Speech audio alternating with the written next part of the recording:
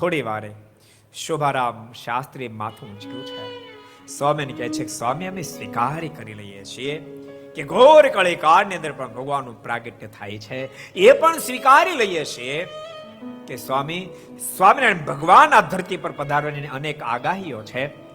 પણ સ્વામી ભગવાન 10 કે 24 જ અવતાર થાય તો પછી તમારા ભગવાનનો કર્મ 10-24 ક્યાં આવે છે સ્વામી?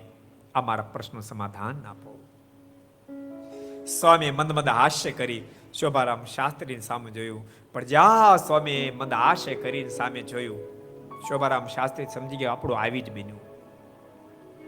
સ્વામીના મોઢામાંથી શબ્દો નીકળ્યા છે, શોભારામ તમારે જો વિદ્વાન પુરુષ એમ કે ભગવાનના 10 કે 24 અવતાર થાય, આપ કયા શાસ્ત્રને આધારે કહો છો? પહેલા એક શાસ્ત્રનો પુરાવો તો લાવો કે ભગવાનના 10 અવતાર થાય, 24 અવતાર થાય, પછી 25મો ન થાય.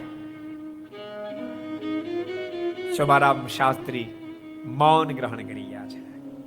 સ્વામીના મોઢામાં શબ્દ નીકળ્યા છે, શોભારામ તમે બીજા શાસ્ત્રો તો નહીં વાંચ્યા હોય, શ્રીમદ ભાગવતી પૂરું નથી વાંચ્યું? અરે શ્રીમદ ભાગવતમાં ભગવાનના 39 અવતારનું પ્રતિપાદન છે, તો આપ કેમ કહી શકો કે ભગવાનના 10 કે 24 જ અવતાર થઈ શકે? અરે બીજું તમે નહીં વાંચ્યું હોય, પણ તમે ભગવદ્ ગીતા નથી વાંચી? ભગવદ્ ગીતાની અંદર ભગવાન દ્વારકાધીશે અર્જુનને કીધું, અર્જુન તારા ને મારા ધરતી પર અનંત અવતાર થાય, હજી અનંત અવતારો થશે. આપે મહાભારત પૂરું નથી વાંચ્યું? અરે મહાભારતમાં ભગવાને માર્કંડેય મુનિને કહ્યું છે, હે માર્કંડેયજી આ ધરતી પર અનેક ફેરી ગયો છું, અનેક ફેરી જાતો રહીશ.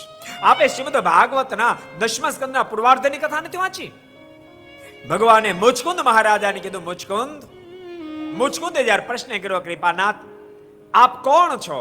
પરમાત્મા બોલ્યા કે મુચકુંદ મારી ઓળખાણ તને કેમ આપું? મુચકુંદ મારા ગુણ અનેક છે અને મારા અવતારો અનંત છે. મુચકુંદ સાંભળ, આ ધરતીના રજકણોની ગણતરી કદાચ થઈ શકે, આકાશના તાલાઓની ગણતરી થઈ શકે, પાણીના બુંદોની ગણતરી થઈ શકે, પરંતુ મારા અવતારો મારા નામોની ગણતરી ન થઈ શકે. અને શોભારામ તમે શેને આધારે કહો છો ભગવાનના 10 કે 24 અવતાર થાય? શોભારામ બોલ્યા છે કે લોકો એ વાતો કરે. અને સ્વામી તૂટી પડે. શોભારામ જ્યારે શાસ્ત્ર અર્થ ચાલી રહ્યો છે ત્યારે વચ્ચે તમે લોકોની વાત ક્યાં લઈ આવો છો? અરે અભણ લોકો નથી કહેતા ભગવાનના 10 કે 24 અવતાર થાય.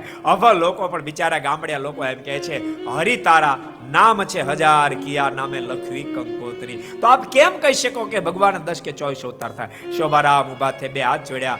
સ્વામીને કહે છે કે સ્વામી ખબર નહીં મારા ભેજામાં વાત ક્યાંથી ફીટ થઈ ગઈ હતી, પણ હું સ્વીકાર્ય કરું છું ભગવાનના તો અનંત અવતારો હોઈ શકે અને આટલા અવતારને